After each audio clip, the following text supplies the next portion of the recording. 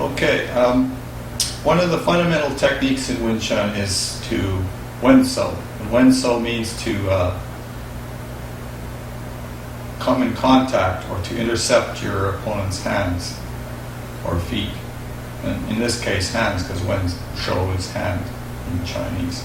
So what we want to do is we want to use a quick movement like Tan, which is extending your hand to intercept a punch. So when we do that, we want to cross, with Tan Sao, we want to cross our center line, our central line on our body, from here to here, so that we can intercept a punch. Now, just intercepting a punch with Tan Sao isn't enough. We want to simultaneously punch when we do the Tan Sao. So this in Chinese is Lin So Dai Da or Lin So Dai Gong, and which means simultaneous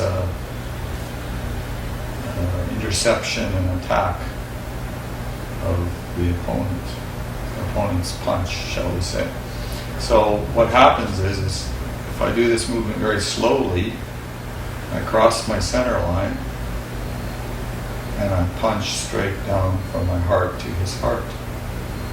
So again, I'm crossing my center line and punching from my heart to his heart. So I'm not punching from here, shall we say, that would be a mistake.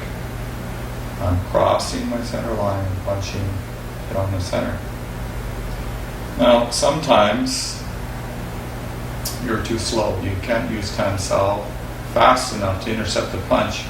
So that, like, when my hand is out here, he's a little bit faster than me and he gets by my hand. So he's still going to hit me in the chest or the head. So Tan Sao can be higher or lower. You can have a Tan Sao here, here, or here. But in any event, his punch is so fast that there's no way I'm going to be able to intercept him in time. So at that point, what I want to do is I want to turn my body into a 45-degree angle.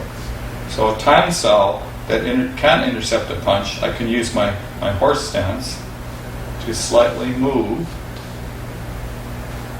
to a Hong Xian, or and you might say an oblique angle. So I know I can't intercept his punch, so I turn my body out of the way. So in that case, I'm still punching, but at the same time, I've turned into a side-lean stance. In Chinese, they call this dui zhao ma. And this allows me to get out of the way of the punch while still using a Tan Sao.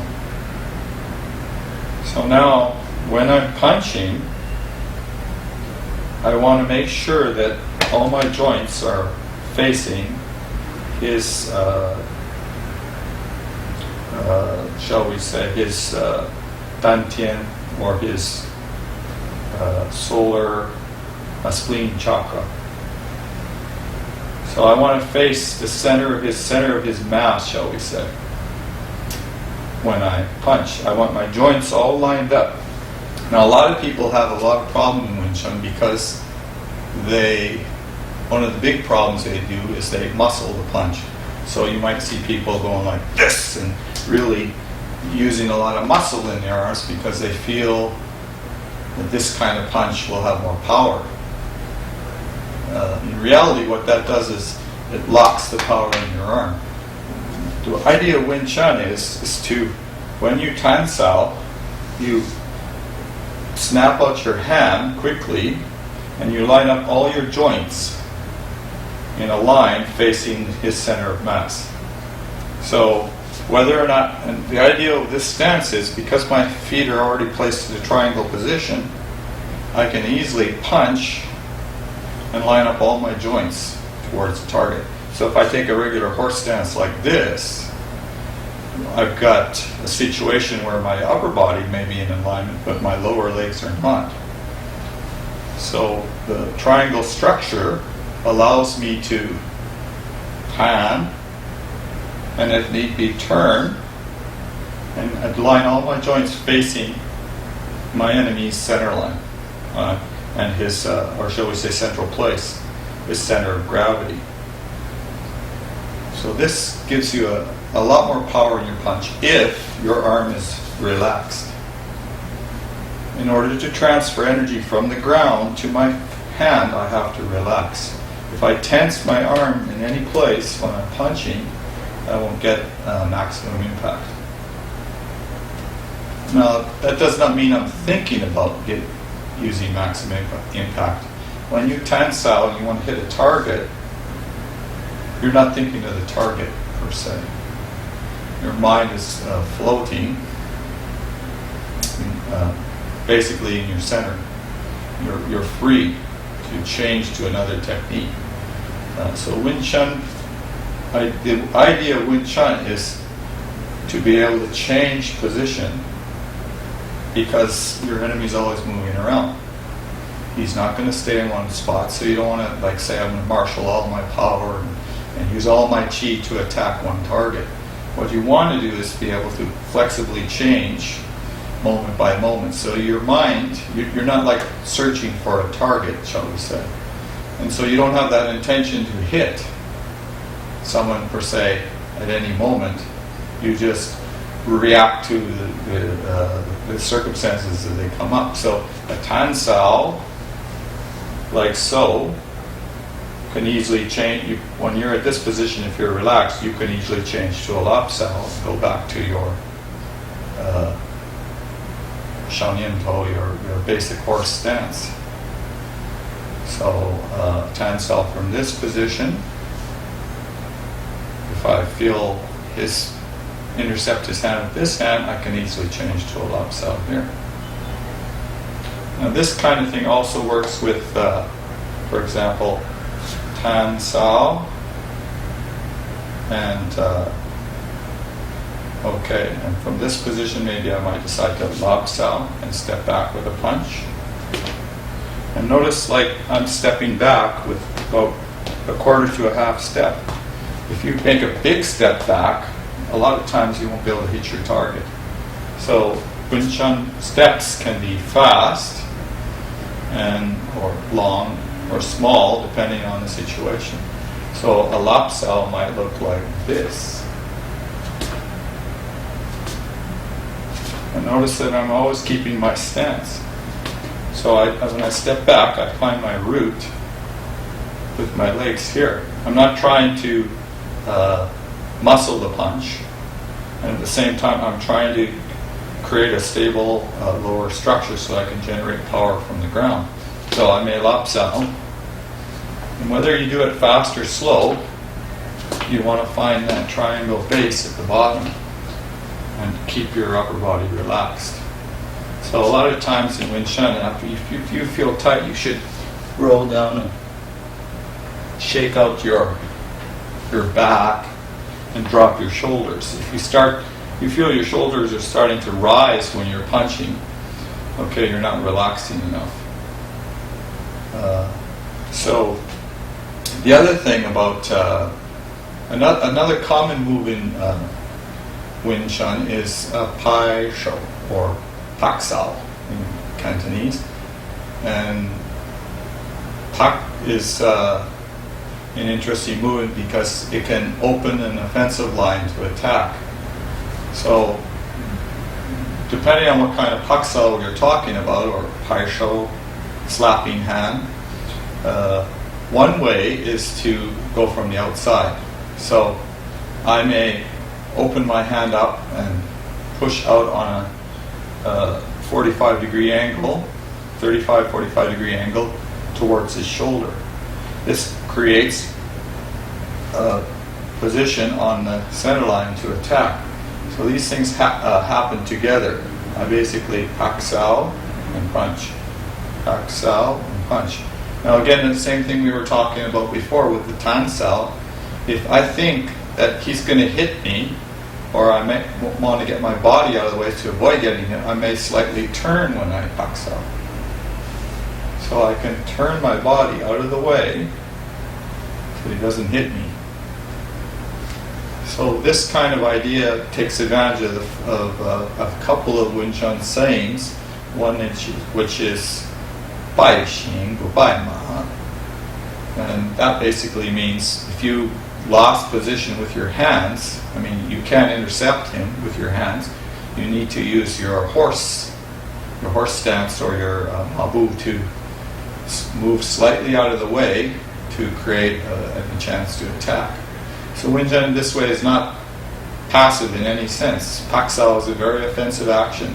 You can enter in with a Pak Sao. For example,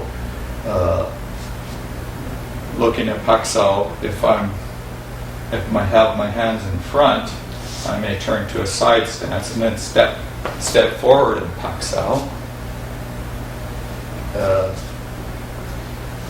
You can turn to the side and step forward in Pak Sao. And notice the way my hand is upright like this. This is an interesting position because you hit with this part of the hand. And a lot of people teach Pak Sao like this, the hand straight out.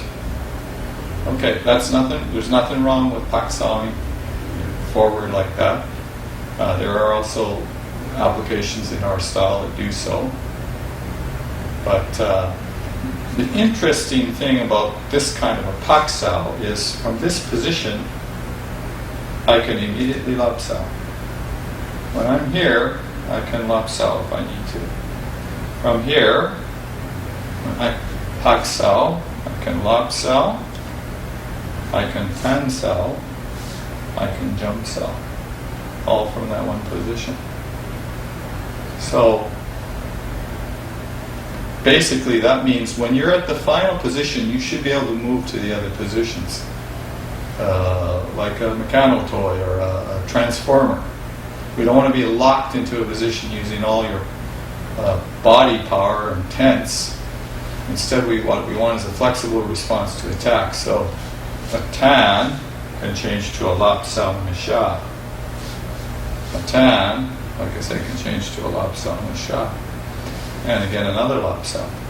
So this is something that you will develop over time if you do sparring and Chi Sao, sticky hands with your partners. So going back to the Tan Sao and the Pak Sao, a lot of times Tan Sao may lead to Pak Sao. You may decide to Tan Sao and then right away Pak Sao.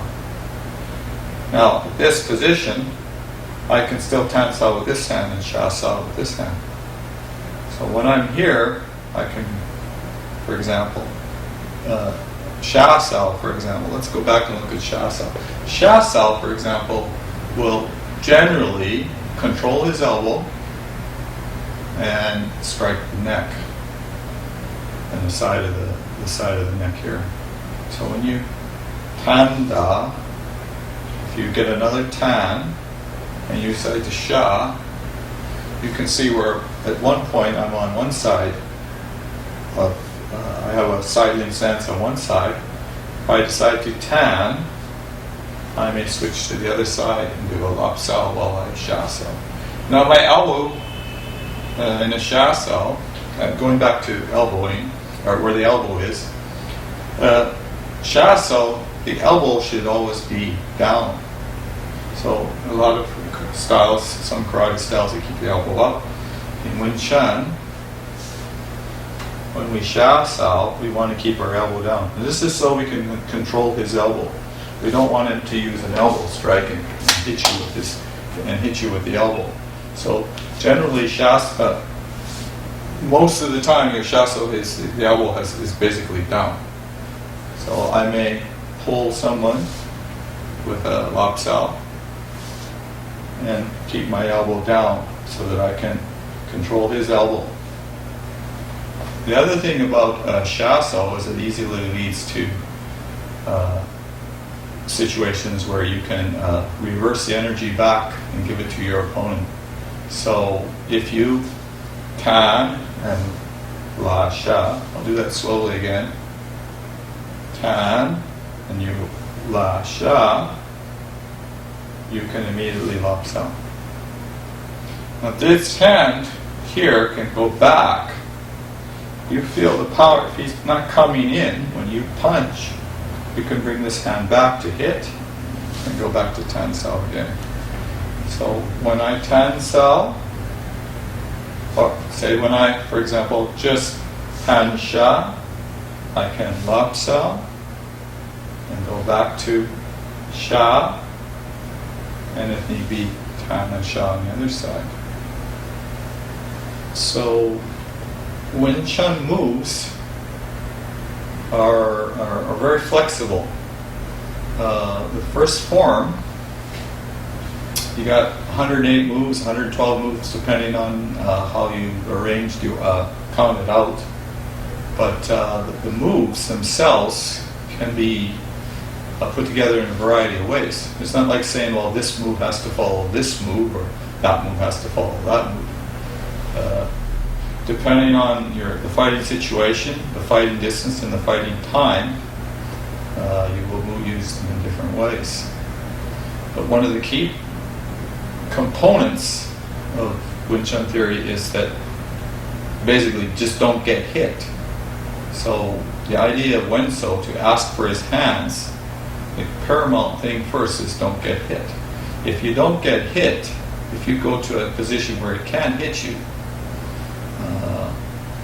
using, for example, Tan, or turning your stance, or moving slightly to the side, you create an opportunity where if you have good distance and good position, you may counterattack. The other thing about these opening movements of Wing Chun is that, like I say before, you can use them to attack from the beginning. So if I open, I may Tan Sao right away. I may cross the center line and punch. So as soon as someone picks up their hands, and you can come in and attack, or even before that. So Wing Chun is not a passive system at all. It's a very active system. It's very oriented towards attacking while you keep from a safe position.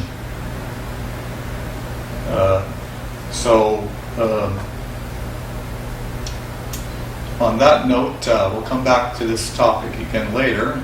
Thanks for watching this video. Hope to see you guys again. Bye-bye.